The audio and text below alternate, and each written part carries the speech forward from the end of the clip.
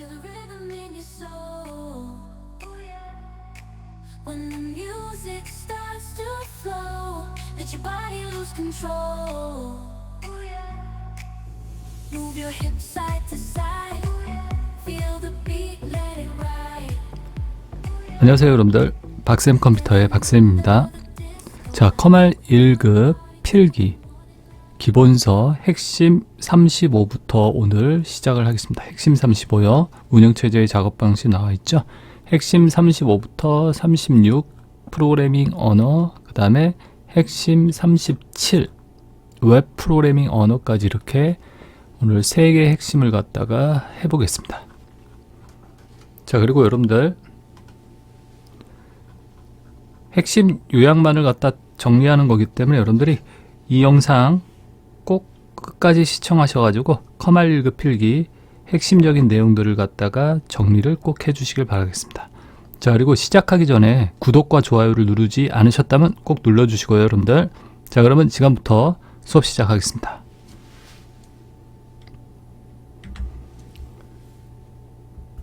자, 운영체제 작업 처리 방식 나와 있죠. 자, 이 부분 시험에서 잘 나왔던 부분이니까 여러분들이 이 처리 방식에 대해서 잘 구분을 해서 알아두셔야 합니다. 자, 일괄 처리라고 나와 있죠. 일괄 처리. 배치 프로세싱이라고 나와 있습니다. 자, 이 배치 프로세싱, 일괄 처리라는 게 뭐다? 우리가 일괄이란 말이 한꺼번에 모아서 처리한다. 그걸 갖다 일괄 처리라고 얘기하겠죠. 자, 그 다음 나온 게 이제 실시간 처리예요. 리얼타임. 실시간, 즉시 데이터가 발생되는 즉시 처리한다. 그래서 한꺼번에 즉시, 실시간.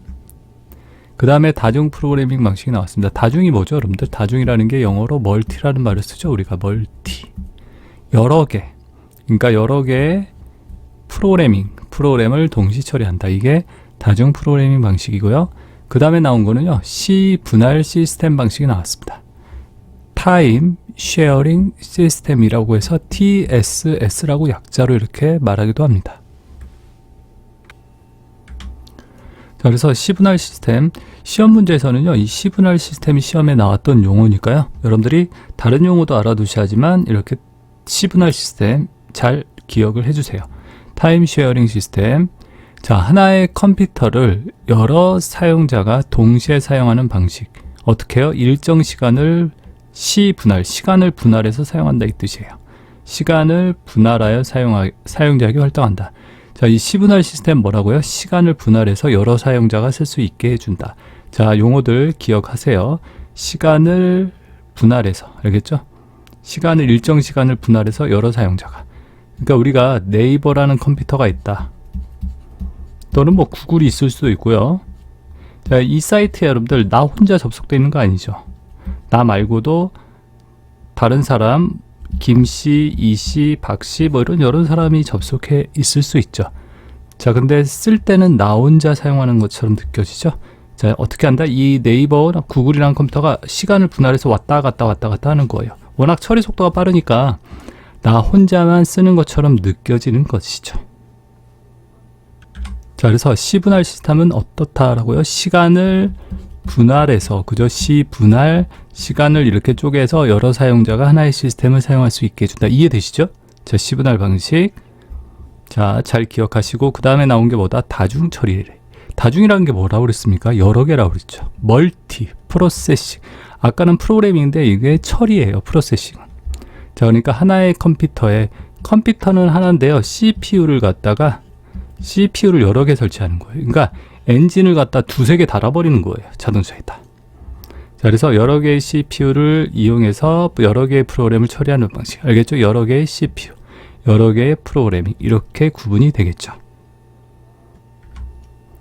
자, 그 다음에 분산 시스템이라고 나와 있습니다. 분산 시스템. 지역적으로 분산된 여러 대의 컴퓨터를 연결하여 데이터를 처리한다. 분산 시스템은요, 이렇게 여러 대의, 이렇게 네트워크로 여러 대의 컴퓨터들, 이렇게 연결되어 있는 컴퓨터들에 연결해서 어떠한 데이터를 갖다가 이렇게 처리하는 방식을 뭐라고 그런다, 여러분들?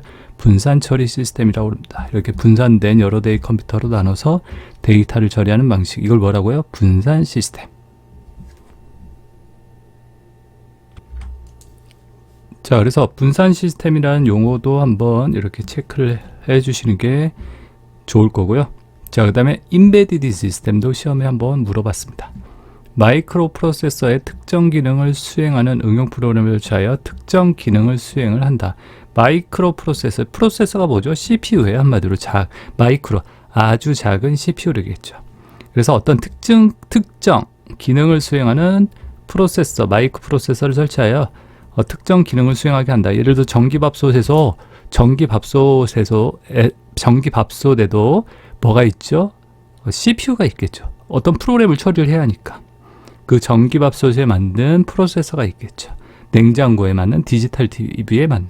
그래서 그 특정 장치에 맞는 마이크로 프로세서, CPU를 갖다가 우리가 임베디드 시스템이다. 어떤 특정 기능을 수행하는 시스템. 알겠죠?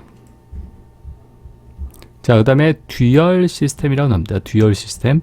듀얼이라는 게 뭐죠? 두 개죠. 두 개.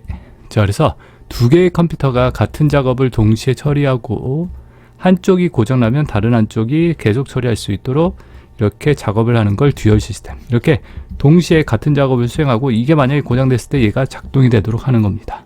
자, 이러한 시스템을 듀얼 시스템. 자, 그래서 이렇게 지금 35번의 내용들, 자, 운영체제에서 작업 처리 방식이라는 내용에 대해서 일괄 처리부터 실시간, 다중, 시분할, 다중 처리, 분산 시스템, 그 다음에 임베디드 시스템, 듀얼 시스템에 대한 용어들을 이렇게 쭉 알아봤습니다. 자, 그래서 일괄 처리, 한꺼번에, 그저 특징적인 단어들을 갖다 잘 보고 이렇게 이해하시면 돼요. 실시간, 즉시 처리하는 거. 다중 프로그래밍, 여러 개의 프로그램을 처리하는 것이다. 그죠? 시분할, 시간을 분할해서, 일정 시간을 분할해서 누가요? 여러 사용자가 사용할 수 있게 해주는 거. 다중 처리, 멀티 프로세싱, 여러 개의 CPU를 사용해서 처리한다. 분산 시스템, 여러 대의 컴퓨터로 분산시켜서 데이터를 처리한다. 그죠? 임베디드 시스템, 특정 기능을 수행할 수 있도록 어떤 프로그램을 설치해서 특정 기능을 수행할 수 있는 프로세서를 설치한다. 전기밥솥, 냉장고, 디지털 TV. 듀얼 시스템, 두 개의 컴퓨터가 같은 작업을 동시에 처리하도록 하는 것이다. 자, 이렇게 정리를 해봤습니다. 자, 그리고 핵심 36번의 내용을 하겠습니다. 핵심 36은요, 프로그래밍 언어라고 되어 있습니다. 자, 프로그래밍 언어. 자, 우리가 프로그램을 갖다 할 때 쓰는 언어들이 있겠죠. 언어는 크게 두 가지로 구분이 됩니다. 자, 여기 나와 있듯이 저급 언어와 고급 언어. 저급 언어는 누가 사용하는 거? 컴퓨터가 사용하는 언어를 저급 언어라고 얘기합니다. 저급 언어에 두 개밖에 없습니다. 두 가지 외워두시면 됩니다. 기계어와 어셈블리어. 나머지는 고급 언어, 인간 중심의 언어. C 언어, C++, 자바, 파이썬 등이 있다라고 되어 있습니다. 컴퓨터에서 우리가 프로그램을 만들 때 쓰는 언어겠죠. 자, 그래서 언어는 크게 저급과 고급으로 나눈다라는 거 기억을 해주시고, 저급어에는 두 개가 있다. 기계어랑 이 기계어를 갖다가 기호로 만든 언어를 어셈블리어라고 얘기합니다. 이 두 개 빼놓고는 나머지 다 고급어다라고 생각하시면 되겠죠. 자, 그리고 핵심 37 내용을 보겠습니다. 핵심 37은 웹 프로그래밍 언어라고 되어 있습니다. 웹에서, 그죠? 웹, 한마디로 인터넷이죠? 인터넷, 그냥 간단하게 거기에서 사용되는 프로그래밍 언어, 그 중에서 이제 자바라고 나와 있습니다. 자바라는 거에 대한 시험 문제에서 아주 자주 출제되는 언어입니다. 웹 프로그래밍 언어 중에. 자, 그래서 자바에 대한 특징들을 갖다 이렇게, 이 프로그래밍 언어 부분이 여러분들이 쉬운 부분이 아닙니다. 가장 어려운 부분이기도 하고, 여러분들이 실제로 프로그램을 사용하지 않으면 좀 이해하기가 어려운 부분이에요. 근데 간단하게 개념만 정리하고 넘어가셔도 됩니다. 자, 객체지향 언어로 분산 네트워크 환경에 분산, 인터넷 환경 이렇게 적용 가능하다. 자, 그러니까 분산 네트워크 환경에 적합한 웹 프로그램 언어가 뭐냐? 객체지향 언어인 자바가 있다라고 얘기합니다. 자, 그래서 분산 네트워크는요, 분산되어 있는 여러 대의 컴퓨터들이 이렇게 분산되어 있는 걸 갖다 분산 네트워크. 이 여러 대의 컴퓨터들이 하나의 컴퓨터처럼 이렇게 사용할 수 있게 해준다. 그런 환경을 갖다가 분산 네트워크 환경이라고 그러고, 그런 언어가 바로 자바라는 객체지향 언어가 있습니다. 자, 객체지향 프로그래밍이라고 밑에 설명을 제가 해놨는데요. 객체지향은 여러분들 부품화 시킨다라고 그냥 이렇게 제가 간단하게 한번 설명을 드리겠습니다. 우리가 기존에 프로그램을 갖다가 개발하는 방식은요, 절차적 프로그래밍 방식이었습니다. 자, 예를 들어서 자동차를 만든다라고 했을 때는 자동차 철판을 갖고 와서 이걸 망치로 피고 바퀴를 만들고 구멍을 뚫고 뭐 이렇게 하겠죠, 일일이. 그러다 보니까 오래 걸리겠죠.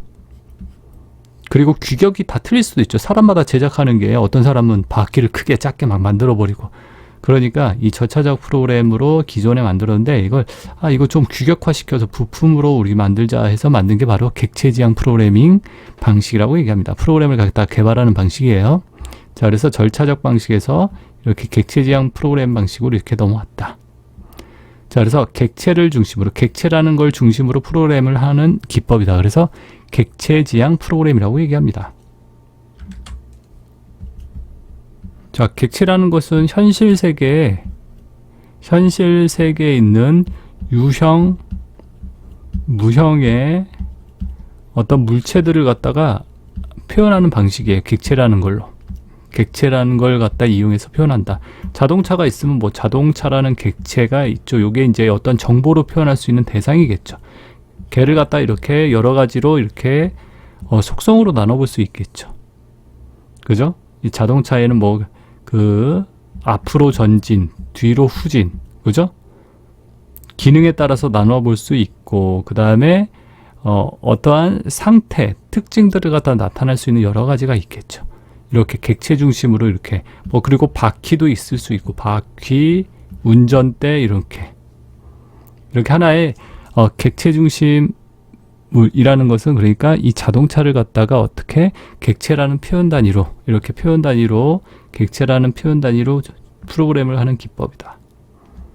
자, 그래서 이렇게 개념을 갖다가 간단하게 여러분들이 보시면 될 것 같고요. 자, 우리가 뭐 프로그램을 갖다 이렇게 배우는 건 아니니까 여러분들이 이렇게 개념 정도 익히시면 될 것 같습니다. 객체를 중심으로 해서 프로그램을 갖다 표현하는 기법. 객체라는 단위로 프로그램을 하는 기법으로 이해하기가 쉽고 조작하기가 쉬운 프로그램 개발이다. 자, 프로그램을 갖다가 간단하게 제가 말씀드렸죠. 부품화 시킨다. 그래서 이 객체지향 프로그램은 유지보수가 쉽고요, 재사용이 가능한 프로그래밍 방식이다라고 얘기합니다. 자, 우리가 이게 자동차가 부품화가 되어 있기 때문에 어떠죠? 잘못된 부품을 제거하고 새로운 부품을 껴놓고, 그죠? 유지보수가 쉽죠. 그리고 부품이 있기 때문에 재사용이 가능하다. 그래서 이렇게 객체지향 프로그램 언어가 이러한 특징을 갖는 거구나.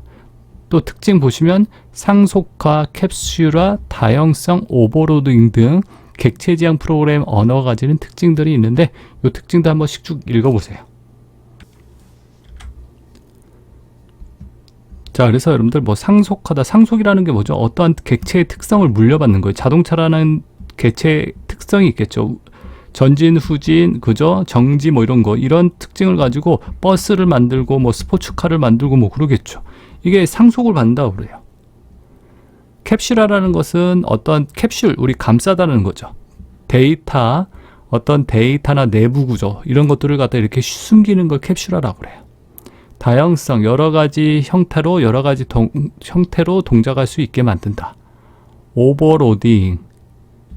자, 오버로딩이란 말이 나왔는데요. 이게 추상화라고 얘기합니다. 추상화라고 얘기도 합니다.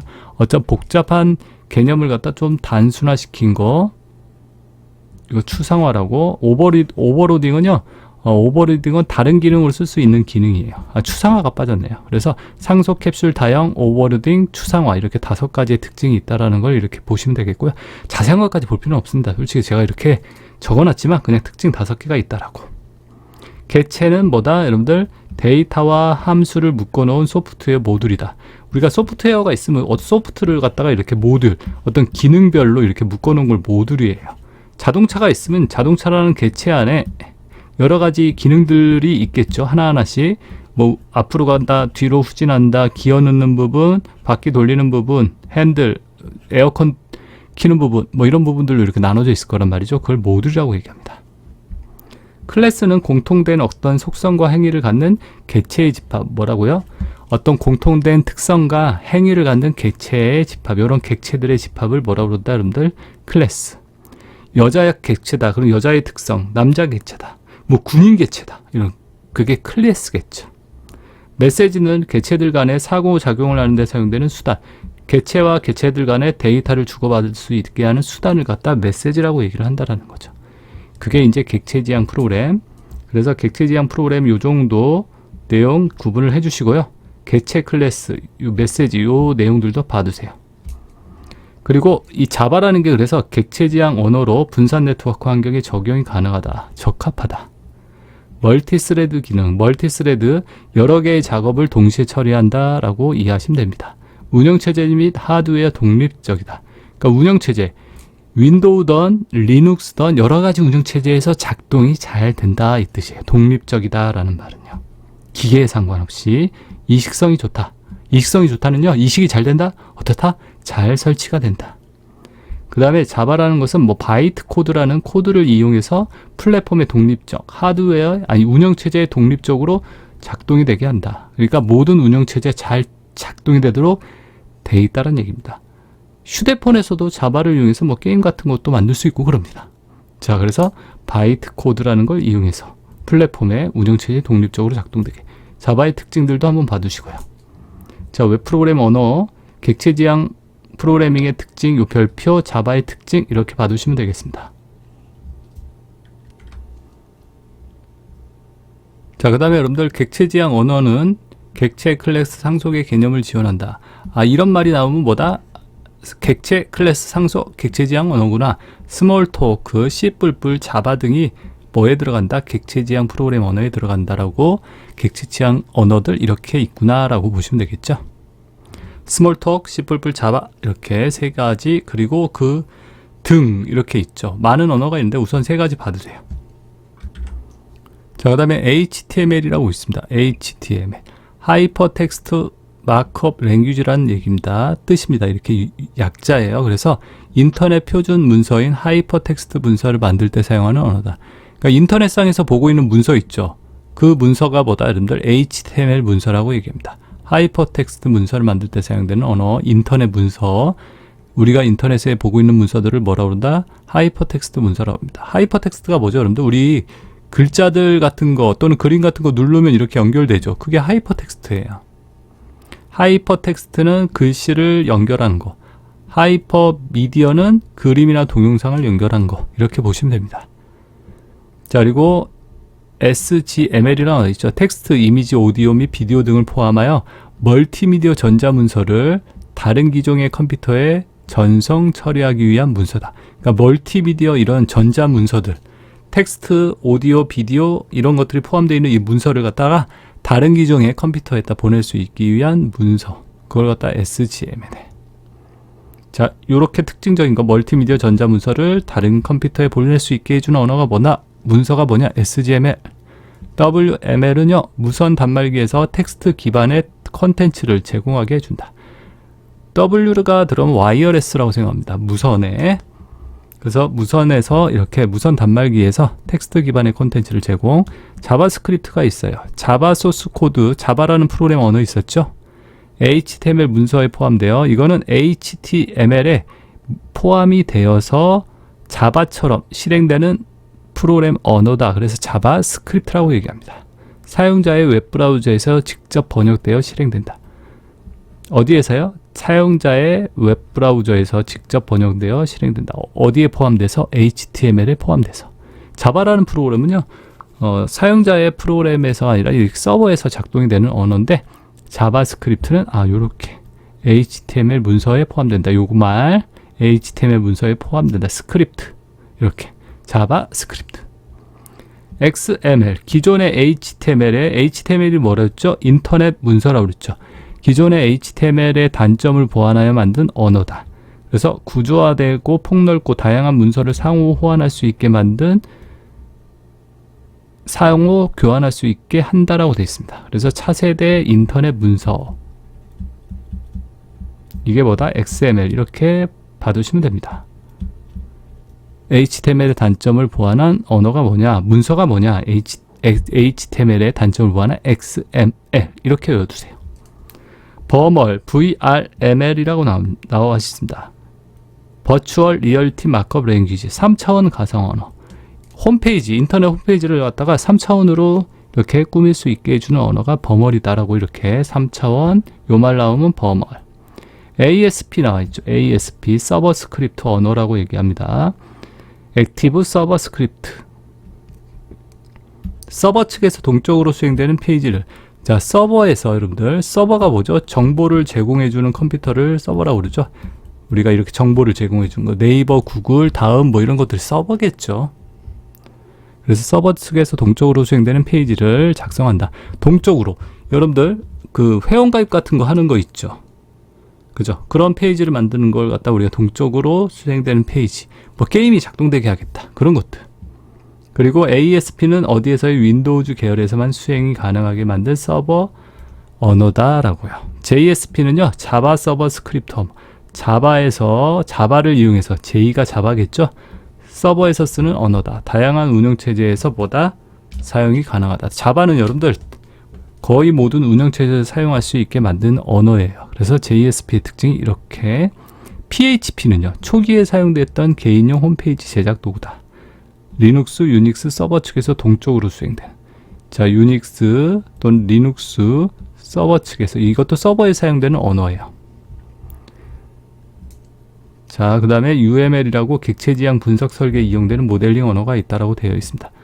자, 이렇게 서버에서 사용되는 언어가 뭐냐? 웹페이지 만들 때 쓰는 JSP, PHP, ASP 외워두세요.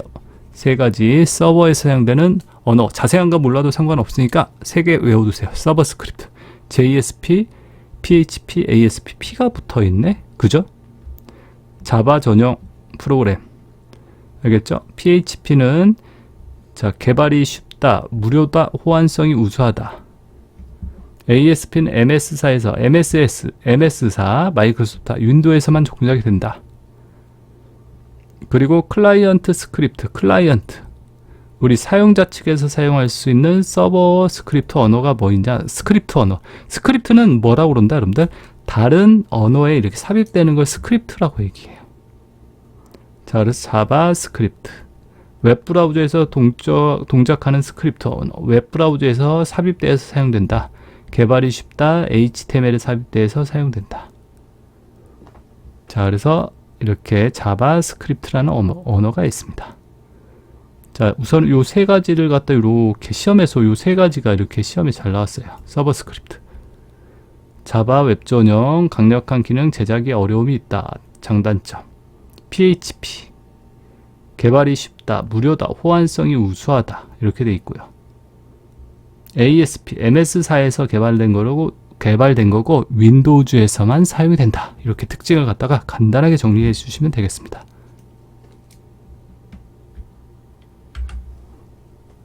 자, 이렇게 해서 여러분들 핵심 37 웹 프로그래밍 언어까지 했습니다. 좀 어려운 부분이 이제 웹 프로그래밍 언어 부분이, 여러분들이 프로그램 언어를 하지 않는 이상 이 개념을 갖다가 이해하기가 힘듭니다. 그죠? 그렇기 때문에 여러분들이 특징적인 용어들 가지고 이렇게 중요한 부분 제가 체크해 놓은 것 가지고만 이렇게 이해를 하시고 넘어가시면 되겠습니다. 아주 자세하게까지 공부하실 필요는 없습니다, 여러분들. 그리고 옛날에 비해서 그렇게 시험 출제가 아주 중요하게 잘 된다고 볼 수는 없으니까요. 오늘 특징적인 것들만 이렇게 정리하고 넘어갈 수 있도록 하시면 되겠습니다. 자, 여기까지 해가지고 여러분들 우리 커말 1급 기본서의 핵심 37번까지 내용을 갖다 이렇게 해봤습니다, 여러분들. 자, 이 영상이 어떻게 도움이 되셨으면 좋아요, 구독을 눌러주시고요, 여러분들. 다음 영상에서도 더 유익한 내용으로 찾아뵙겠습니다. 여러분들 수업 받느라 수고들 많이 하셨고요. 감사합니다.